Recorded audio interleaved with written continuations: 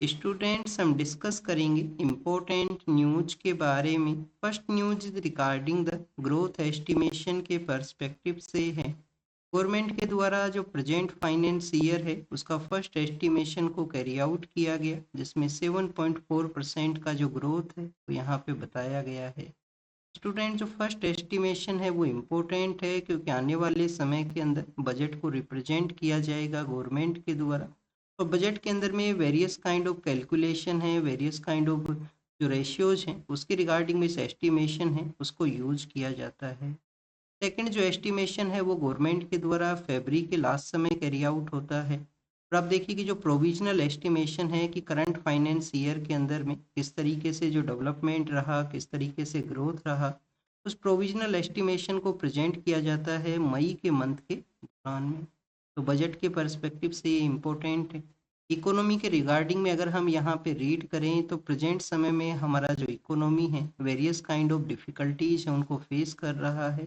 जैसे कि यूएस के द्वारा इंडियन प्रोडक्ट्स के ऊपर में टैरिफ है उसको इम्पोज करना, 50% का जो टैरिफ है वो इम्पोज हुआ है। तो आप देखिए कि यूएस हमारे काफ़ी सारे ऐसे एरियाज हैं जिसके रिगार्डिंग में वन ऑफ द लार्जर एक डेस्टिनेशन है वो हुआ करता था। काफ़ी सारा हमारा जो एक्सपोर्ट है वहाँ पे कैरी आउट होता था। टैरिफ इम्पोज होने की वजह से कुछ अदर कंट्रीज के लिए हमारा जो एक्सपोर्ट हुआ है तो डिफ़िकल्टीज के फेज में इस तरीके से एक पॉजिटिव आप देखिए एस्टिमेशन कैरी आउट होना तो ये शो करता है इकोनॉमी के प्रोग्रेस के रिगार्डिंग में, इकोनॉमी के रिकवरी के रिगार्डिंग में। और गवर्नमेंट के द्वारा भी आप देखिए कि कंज्यूमर डिमांड है उसको इंक्रीज करने के लिए डायरेक्ट टैक्स और इनडायरेक्ट टैक्स है उसके अंदर में कटिंग है उसको कैरी आउट किया था, जिससे कि यहाँ पे जो डिमांड है वो इंक्रीज हो पब्लिक डोमेन के अंदर में। स्टूडेंट्स लास्ट मंथ के ही दौरान में आरबीआई के द्वारा भी आप देखिए कि आरबीआई भी समय समय पे इस तरीके के जो डाटाज हैं उनको रिप्रेजेंट करता है। तो आरबीआई के द्वारा जो ग्रोथ को प्रेडिक्ट किया गया था वो 7.3% है। तो नियर बाइज जो ग्रोथ का एस्टिमेशन यहाँ पे गवर्नमेंट एंड आरबीआई है उसका देखने के लिए मिला है। इंडियन इकोनॉमी के और क्या यहाँ पे डिफिकल्टीज हैं और किस सेक्टर को लार्जली वे के अंदर में यहाँ पे इम्पैक्ट हुआ है। अब देखिए कि हमारे यहाँ पे जो लार्जली वे के अंदर में जो है जो लेबर इंटेंसिव सेक्टर है जहाँ पे मोर लेबर का इंगेजमेंट है वो तो एग्रीकल्चर का सेक्टर है। एग्रीकल्चर सेक्टर को हम किसी भी कंट्री के लिए ओपन है वो नहीं किया करते हैं कि वहाँ का एक्सपोर्ट इंडिया के लिए आए। तो अब देखिए कि यहाँ पे जो second largest labour intensive sector है स्पेशली जो टेक्सटाइल का सेक्टर है, अब देखिए उस एरिया को इम्पैक्ट हुआ है यूएस के द्वारा जो टैरिफ इंक्रीज किए गए हमारे प्रोडक्ट्स के ऊपर में। अगर हम यूएस के टैरिफ इंक्रीज करने के बारे में रीड करें कि क्यों उनके द्वारा इंडियन प्रोडक्ट्स के अगेंस्ट में टैरिफ को इंक्रीज किया गया, तो आप देखिए कि 25% का जो टैरिफ है वो एज ए रेसिप्रोकल वे के थ्रू उनका इंक्रीज हुआ था कि इंडियन प्रोडक्ट्स इस तरीके इंडिया के द्वारा जिस तरीके से वहाँ से आने वाले प्रोडक्ट के ऊपर टैरिफ लगाया जाता है। और 25% का जो एडिशनल टैरिफ है वो रसिया के साथ में ऑयल परचेज है उसके रिगार्डिंग में कैरी आउट हुआ। इंडियन अथॉरिटीज ने वो 25% का जो एडिशनल टैरिफ है उसको एज ए डबल स्टैंडर्ड के रूप से कहा, क्योंकि आप देखिए कि यूएस जो खुद है वो भी रसिया के साथ में ऑयल परचेज किया करता है। जो क्रिटिकल मिनरल्स हैं उनका भी परचेज उनका रसिया के साथ में देखने के लिए मिलेगा। और आप देखिए कि रसिया से ही यूरेनियम है उसका भी परचेज है वो हुआ करता है यूएस के द्वारा। तो इस तरीके से डबल स्टैंडर्ड के रूप से इंडियन अथॉरिटीज ने उस टैरिफ को यहाँ पे जो जो कहा था।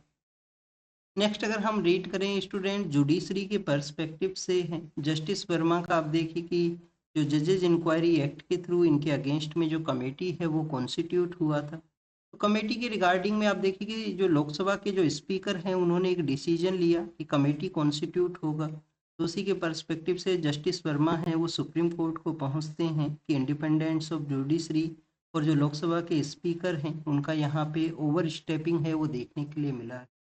अब सुप्रीम कोर्ट के द्वारा जो जस्टिस वर्मा के जो क्लेम्स हैं कि यहाँ पे ओवर स्टेप किया गया स्पीकर के द्वारा कमेटी को फॉर्म करने के रिगार्डिंग में, तो उनको आप देखिए कि सुप्रीम कोर्ट के द्वारा वन काइंड ऑफ रिजेक्ट है वो कर दिया गया है। सुप्रीम कोर्ट का जो डिसएग्रीमेंट है वो भी यहाँ पे देखने के लिए मिला है। स्टूडेंट्स आप देखिए कि फर्स्ट ऑफ ऑल आपको जज का जो रिमूवल प्रोसेस है उसके बारे में जानकारी होना चाहिए। अब देखिए कि जज का जो रिमूवल प्रोसेस है उसके रिगार्डिंग में जजेज इंक्वायरी एक्ट है वो स्टेब्लिश है 1968 के थ्रू में। और और आप देखिए उस इंक्वायरी एक्ट के अंदर में बताया गया है कि हमारे यहाँ पे रिमूवल मोशन है उसको पार्लियामेंट्री हाउस के अंदर में प्रेजेंट करना होगा। अगर लोकसभा के वहाँ पे आपको रिमूवल मोशन को प्रेजेंट करना है तो मिनिमम 100 एमपीज हैं वो उस मोशन को यहाँ पे सपोर्ट प्रोवाइड करते हैं। राज्यसभा के वहाँ पे अगर आपको मोशन को आप देखिए कि जो यहाँ पे प्रेजेंट करना है तो मिनिमम 50 एमपीज का आपको जो साइन है वो होना चाहिए, सपोर्ट होना चाहिए उसके रिगार्डिंग में। जो स्पीकर हैं, जो प्रिसाइडिंग पर्सन हैं, उनके ऊपर भी डिपेंड करता है कि वो उसको एडमिट करते हैं या उनके द्वारा उसको रिजेक्ट वो कर दिया जाता है। तो स्टूडेंट्स आप देखिए कि राज्यसभा के अंदर में तो ये रिजेक्ट होता है, बट बोथ हाउसेज के अंदर में एक साइमल्टेनियस वे के थ्रू इस मोशन को प्रेजेंट किया गया था और लोकसभा स्पीकर ने एक 3 मेंबर का जो कमेटी है उसको कॉन्स्टिट्यूट है वो किया था। अब आप देखिए कि 3 मेंबर्स उस कमेटी के अंदर में कौन हुआ करते हैं और कहीं पे भी ये लिखा हुआ नहीं है कि बोथ हाउस के अंदर में अगर जो मोशन है वो साइमल्टेनियस वे के अंदर में प्रेजेंट किया जाएगा तो बोथ हाउस एक जॉइंट वे के थ्रू कमेटी है उसको कॉन्स्टिट्यूट करेंगे। कमेटी के अंदर में आप देखिए कि एक तो सुप्रीम कोर्ट के जज हुआ करते हैं, सुप्रीम कोर्ट के जो जज हैं उनको रखा जाता है, एक हाई कोर्ट के जज हुआ करते हैं, किसी भी हाई कोर्ट के वो जज हो सकते हैं, एक एमिनेंट जूरिस्ट जो है जो कि यहाँ पे जूरिस्ट है उनको भी यहाँ पे इंक्लूड किया जाता है इस कमेटी के अंदर। जब कमेटी आप देखिए कि अपना रिकमेंडेशन देता है उसके बाद में पार्लियामेंट के अंदर में मोशन है उसको पास किया जाएगा। वन ऑफ द डिफिकल्ट है किसी भी जज का जो रिमूवल प्रोसेस है हमारे पार्लियामेंट्री जो प्रोसेस है उसके थ्रू में। क्या हमारी कंट्री के अंदर में किसी जज का रिमूवल प्रोसेस हुआ है, इस तरीके से रिमूव उनको किया गया है? तो आप देखिए कि अभी तक किसी भी जज का जो रिमूवल है वो आपको नहीं देखने के लिए मिलेगा। कुछ जजेस के अगेंस्ट में आप देखिए कि जो मोशन है वो प्रपोज हुआ था तो किन्हीं ने समय से पहले रिजाइन कर दिया, क्योंकि आप देखिए कि जो पोस्ट रिटायरमेंट के जो बेनिफिट हैं उनके ऊपर में किसी तरीके से इम्पैक्ट ना हो, इस वजह से कुछ जजेज हैं जिनके अगेंस्ट में जब मोशन प्रपोज किया गया और उनको लगा कि उनके अगेंस्ट में वो हो सकता है पास, तो उन्होंने आप देखिए कि रेजिग्नेशन है उसको सबमिट है वो कर दिया था। नेक्स्ट अगर हम बात करें स्टूडेंट, जम्मू एंड कश्मीर का एक इमेज है उसको शो किया गया है। जम्मू एंड कश्मीर के वहाँ पे आप देखिए कि एक जो डल लेक का एरिया है जहाँ पे टूरिस्ट पर्सन है वो विजिट किया करते हैं, तो डल लेक के अंदर में जो आइस सीट्स हैं उनके रिमूवल प्रोसेस को यहाँ पे दिखाया गया है। स्टूडेंट्स आप देखिए कि जम्मू एंड कश्मीर के वहाँ पे अभी जो 40 डेज का एक हार्श विंटर का समय आया करता है जब टेम्परेचर वहाँ पे डिक्लाइन होता है, जिसको कि हम चिल्लई कलान के नाम से जानते हैं, चिल्लई कलान के नाम से उसको जाना करते हैं। 40 डेज का हार्श विंटर का वो समय होता है। ये स्टूडेंट जो डल लेक जो कि श्रीनगर के वहाँ पे सिचुएटेड है, क्या ये रामसर साइट का जो कन्वेंशन है उसके अंडर में हम इसको कवर करते हैं? तो स्टूडेंट्स रामसर कन्वेंशन के अंडर में जो डल लेक है वो नहीं है। इस डल लेक को जेवल इन द जो टाउन ऑफ द कश्मीर के रूप से भी रिकॉग्नाइज है वो किया जाता है। नेक्स्ट अगर हम बात करें स्टूडेंट्स, हमारे यहाँ पे जो ट्रेडिशनल शिप बिल्डिंग का जो प्रोसेस है उसके बारे में मेंशन किया गया कि हमारा जो कोझिकोड का एरिया है केरल के वहाँ पे, तो वहाँ पे आप देखिए कि जो ट्रेडिशनल शिप बिल्डिंग का जो प्रोसेस हुआ करता जिसमें ट्रेडिशनल टेक्नोलॉजीज हैं, कोकोनट कोयर्स हैं, उनको यूज किया जाता है शिप प्रोसेस के दौरान में। तो उन्हीं को यूज करते हुए हमने जो INSV कोधिन्या है उसको आप यहाँ पे डेवलप है वो किया गया है। तो हमारा जो INSV कौंडिन्य है उसको इसी के थ्रू आप देखिए कि डेवलप है, कौंडिन्य है उसको इसी के थ्रू डेवलप है वो किया गया। इस मेथड को किस नाम से जाना करते हैं? मेथड को आप देखिए कि टेंकई मेथड के नाम से जानते हैं, जिसमें ट्रेडिशनल थिंग्स को यूज किया जाता है शिप बिल्डिंग प्रोसेस के अंदर।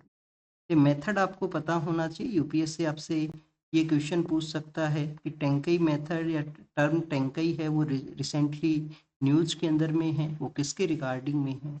तो जो नेचुरल थिंग्स का यूज किया गया और उसी के थ्रू इस INSV कौंडिन्य है उसका डेवलपमेंट है वो हुआ है। INSV कौंडिन्य के अंदर में आप देखिए कि जो कुछ माइथोलॉजिकल जो फिगर्स हैं, माइथोलॉजिकल जो सिंबल्स हैं, उनका भी यहाँ पे यूज है वो हुआ है। गंध भीरुंड नाम से एक माइथोलॉजिकल बर्ड है, तो उनके जो मोटिव्स हैं, जो सिंबल्स हैं, उनका यहाँ पे यूज है वो किया गया। और पोरबंदर नाम का जो हमारा पोर्ट एरिया है गुजरात के, वहाँ पे पोरबंदर से आप देखिए कि ओमान के लिए जो INSV कौंडिन्य है वो गया है। कहाँ से गया है स्टूडेंट्स? पोरबंदर से। पोरबंदर से कहाँ के लिए? ओमान के लिए गया है। नाम क्या है? आईएनएसवी कौंडिन्य। बिल्डिंग कैसे हुआ? तेनकई मेथड के थ्रू, ट्रेडिशनल जो यहाँ पे शिप बिल्डिंग प्रोसेस है उसके थ्रू में। अब आप देखिए कि अब आपको याद क्या रखना है, एक तो ये माइथोलॉजिकल जो बर्ड है उसके बारे में आपको पता होना चाहिए।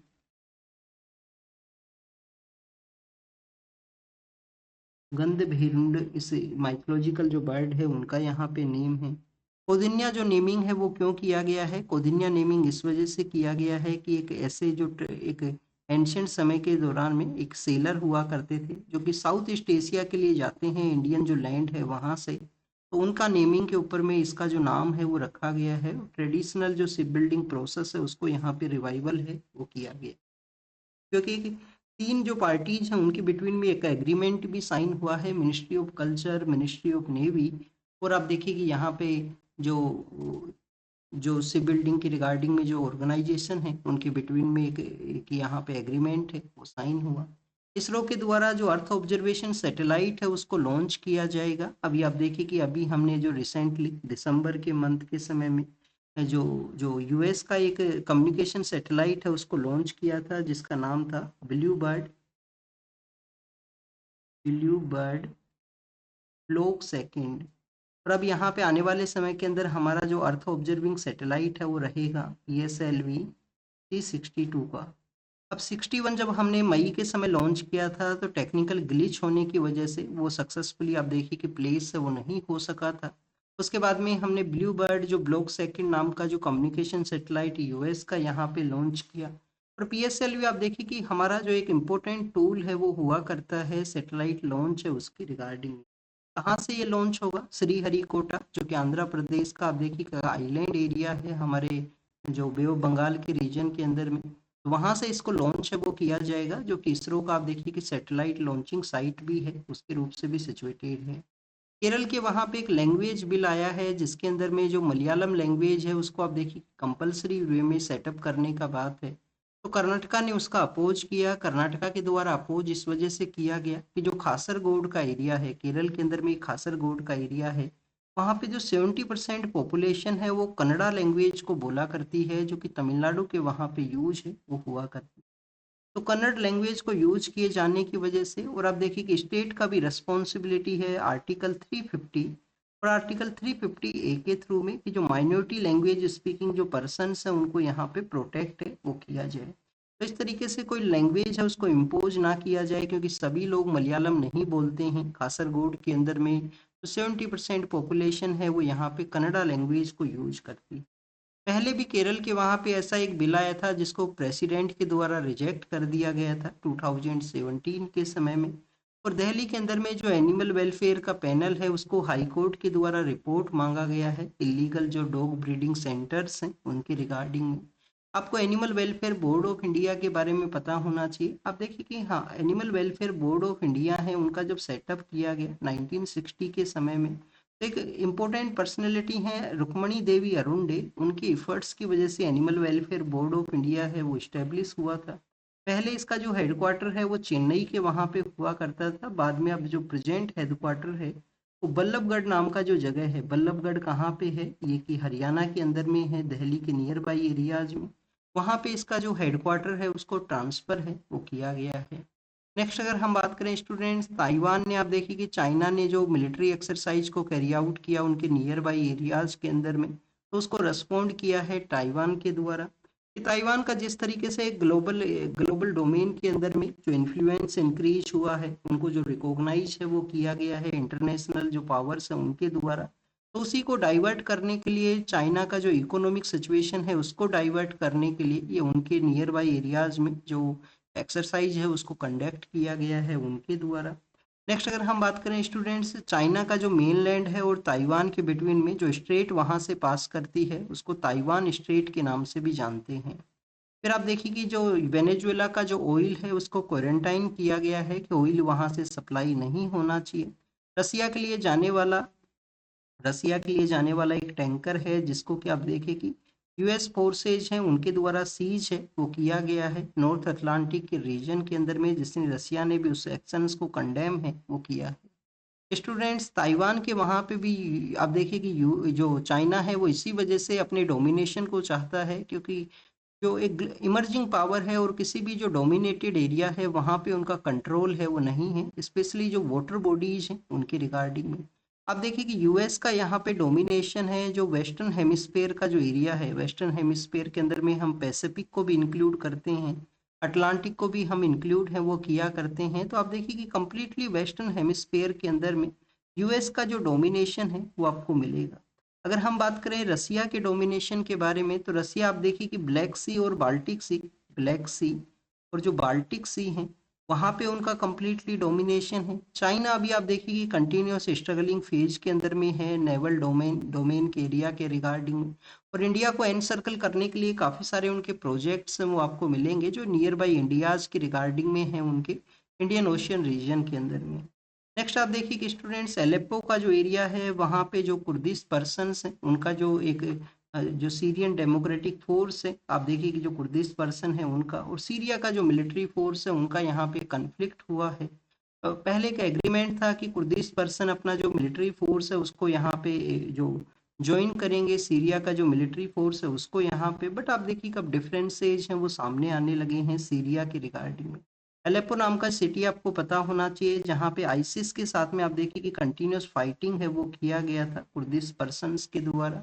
और ये नॉर्दर्न पार्ट ऑफ सीरिया में है, जहाँ से टर्की से भी एरिया है वो शेयर हुआ करता है। टर्की कंटिन्यूस कुर्दिश पर्सन्स के अगेंस्ट में अपने एक्शन है वो कैरी आउट करता है, और लार्जेस्ट एक स्टेट लेस कम्युनिटी है जिनका कोई भी कंट्री है वो नहीं है।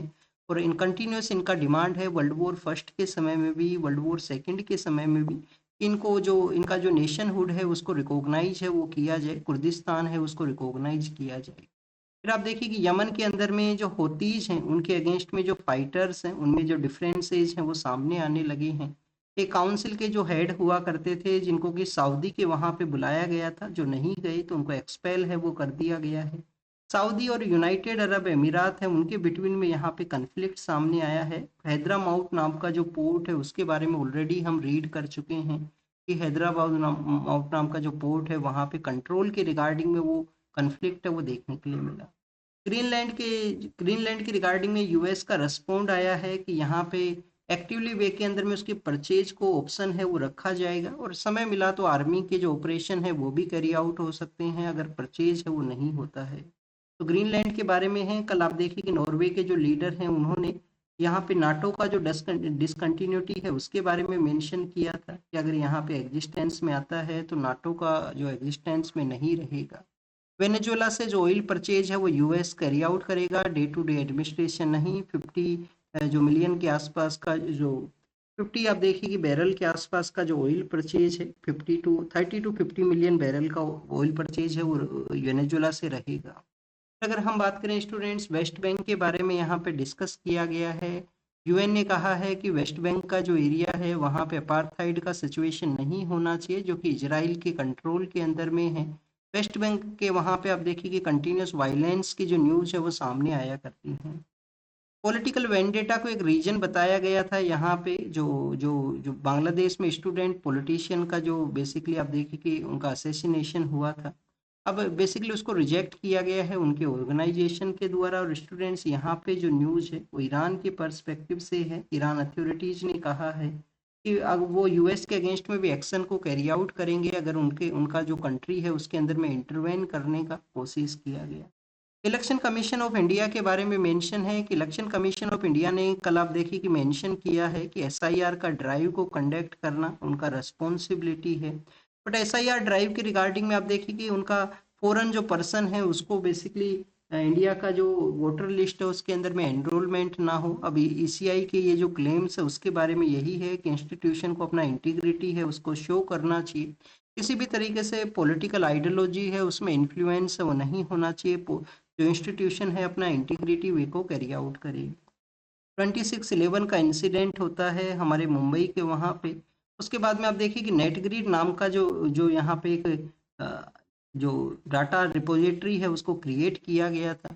अभी कुछ हमारा जो इन्वेस्टिगेशन एजेंसीज हैं उनको पावर दिया गया है कि नेटग्रिड के जो डाटा हैं उसको ये यूज है वो कर सकते हैं। क्वेश्चन क्या है यहाँ पे, क्वेश्चन यहाँ पे यही है कि बेसिकली जो हमारा 2017 का जो राइट टू प्राइवेसी एक्ट है जिसके थ्रू एवरी पर्सन को यहाँ पे राइट है और नेटग्रिड के थ्रू आप देखिए कि जो 11 एजेंसीज हैं उनको 21 कैटेगरी के जो डाटाज हैं उसका अवेलेबल हुआ करता है किसी भी पर्सन की रिगार्डिंग में।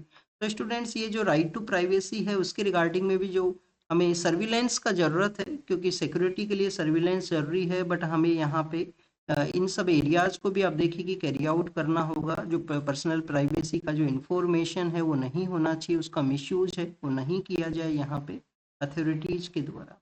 क्लाइमेट के जो हमारे टारगेट्स हैं उनके बारे में यहाँ पे मेंशन है, जिसमें मेंशन ये किया गया कि पेरिस का जब एग्रीमेंट हुआ था तो हमने 33 से लेकर 35% एमिशन रिडक्शन के बारे में रीड किया था कि ये हमें 2035 के समय करना है, 2005 के लेवल के समय से। फिर आप देखिए कि 40% का जो नॉन फोशल फ्यूल बेस हमको जो एनर्जी है उसको डेवलप करना है, नॉन फ्यूशल फ्यूल बेस जो एनर्जी है वो यहाँ पे होना चाहिए।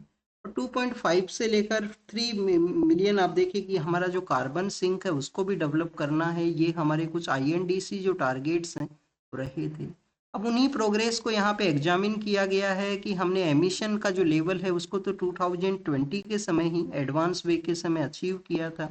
कार्बन सिंक के रिगार्डिंग में जो डेफिनेशन के पर्सपेक्टिव से कंसर्न यहाँ पे होता है, क्योंकि फॉरेस्ट रिपोर्ट के अंदर में जिस डेफिनेशन को यूज किया गया है फॉरेस्ट के रिगार्डिंग में, तो आप देखिए उसके उसके पर्सपेक्टिव से एक कंसर्न है। रिन्यूएबल एनर्जी के अंदर में भी हमारे काफ़ी सारे ऐसे इनिशिएटिव्स रहे हैं जिसमें हमने बेटर प्रोग्रेस किया है, जैसे कि परफॉर्मेंस अचीव एंड ट्रेड के थ्रू हमारे यहाँ पे रिन्यूएबल एनर्जी का जो कैपेसिटी है उसको डेवलप किया जाना। उज्ज्वला जो स्कीम है, उजाला स्कीम के थ्रू आप देखिए कि एनर्जी एफिशिएंसी है उसको इंश्योर किया जाना। तो ये कुछ ऐसे इनिशिएटिव्स बताए गए हैं जिसमें हमने बेटर प्रोग्रेस है वो किया है पेरिस के जो टारगेट्स हैं उसके रिगार्डिंग में। This is all the information related to the today's newspaper. आप इसको रीड कीजिए, रिवाइज कीजिए, जो भी इंफॉर्मेशन आपको मिला है उसको नोट डाउन कीजिए। Thank you students, thank you very